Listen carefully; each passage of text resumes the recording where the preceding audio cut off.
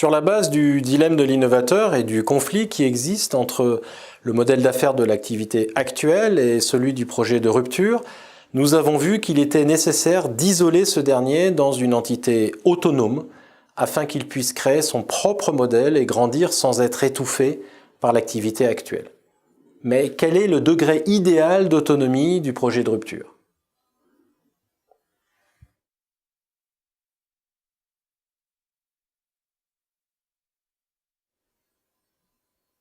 Lorsqu'il s'agit d'estimer le degré d'autonomie du projet de rupture, on peut avoir deux extrêmes. S'il n'y a aucune autonomie et une intégration complète avec l'activité actuelle, c'est la mort assurée. Mais une autonomie totale, sous la forme par exemple d'une externalisation dans une filiale, présente aussi des inconvénients importants pour le projet, mais aussi pour l'entreprise. L'inconvénient pour le projet est que, en cas de complet détachement, il va lui être difficile de s'appuyer sur l'organisation actuelle. À l'extrême, le projet ne représentera plus qu'un investissement financier dans un projet externe qui se transformera vite en start-up autonome. Rapidement, les liens initiaux entre les individus se distendent et la start-up se retrouve seule et le fait de faire partie d'une organisation ne représente en fait plus d'avantages. Elle est comme les autres start-up. L'inconvénient de l'éloignement complet pour l'entreprise est que, du fait de cet éloignement, le projet ne servira pas à la rendre plus innovante. La distance empêchera les transferts de connaissances d'une entité à l'autre.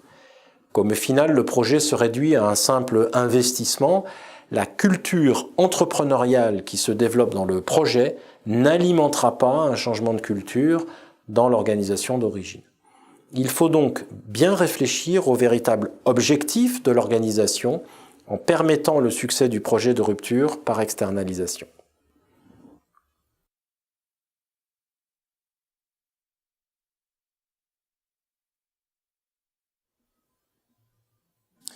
Il peut y avoir un objectif tactique à séparer l'entité abritant l'innovation de rupture, lancer des innovations qui vont être financièrement rentables. Dans ce cas, l'entreprise est une sorte d'incubateur pour les idées générées à l'intérieur par ses employés. Mais il peut y avoir également un objectif stratégique, faire en sorte que les projets de rupture qui émergent à l'intérieur de l'organisation non seulement réussissent à déboucher sur des produits et services tangibles, mais aussi que ces projets servent à transformer l'organisation. Or, ces deux objectifs ne sont pas toujours compatibles, car, rappelons-le, il y a nécessairement un conflit entre l'organisation et le projet de rupture. Les intérêts ne sont pas toujours alignés, ni même alignables. Par exemple, le projet de rupture doit-il utiliser le système informatique de l'organisation? Oui, parce que cela permettrait à la direction informatique de développer une expertise en matière, par exemple, de technologie mobile, et serait plus rationnel au niveau de l'organisation car cela diminuerait le coût du projet. Mais cela risque également de ralentir ce projet et donc de compromettre sa réussite. Le plus souvent, les entreprises choisissent une voie moyenne. Par exemple, Renault a complètement séparé la conception et la fabrication de la Logan dans une entité, Dacia, mais a tout de même commercialisé les véhicules dans son réseau français.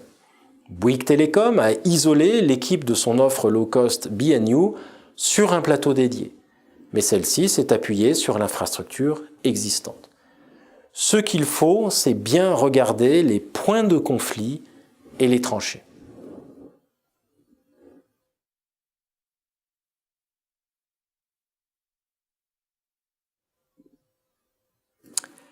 En résumé, s'il est nécessaire que le projet de rupture dispose d'une forte autonomie, il est important de bien réfléchir aux liens qu'il doit avoir avec le reste de l'organisation et surtout que la relation entre les deux soit gérée de manière active par quelqu'un ayant suffisamment d'autorité pour trancher les conflits qui seront fréquents.